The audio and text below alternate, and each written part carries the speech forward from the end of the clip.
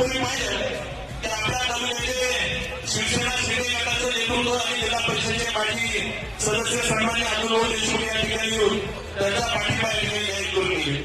एकत्र हा मतदारसंघ आहे की या ठिकाणी सन्मान्य आमदार दिलीपांना मोहिते पाटील आणि सन्मान्य अतुल देशमुख या दोन माणसांच्या एकत्रित नेतृत्वाखाली हा गट जिल्हा परिषदेची निवडणूक लढतोय आणि ती देखील राष्ट्रवादी काँग्रेसच्या गटाच्या जिल्ह्यामध्ये लढतोय. ते समीकरण घडलं का याला फार मोठी कारण आहे. मला तुम्हाला आवर्जून सांगायचं आहे की फक्त जिल्हा परिषद काँग्रेस समिती निवडणूक नाही. ही निवडणूक कडूसरा जिल्हा परिषद गटाची दादागिरीला उत्तर देण्यासाठी निवडणूक आहे. ही निवडणूक कडूसरा जिल्हा परिषद गटामध्ये सर्वसामान्यांचं घोळ येईपर्यंत निवडून गमवण्यात आली निवडणूक.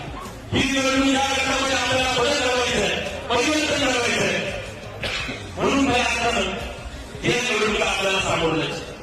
मागच्या कालखंडामध्ये जी काही दादागिरी जी काही दहशत झाली, माझ्या माता बघितलं, माझ्या वडील एवढा अन्याय झाला आणि फार मोठं माझ्या अगोदर स्वप्नील लोक गायकवाडांनी सांगितलं की जो काही भ्रष्टाचार वेगळ्या भागात या गटामध्ये झाला त्याला उत्तर देण्यासाठी बदल करण्याची ही निवडणूक आहे. म्हणून मी म्हणतोय हा ऐतिहासिक क्षण आहे आणि तुम्ही आज याचे साक्षीदार होता याचा मला खऱ्या अर्थानं मनापासून आनंद आहे.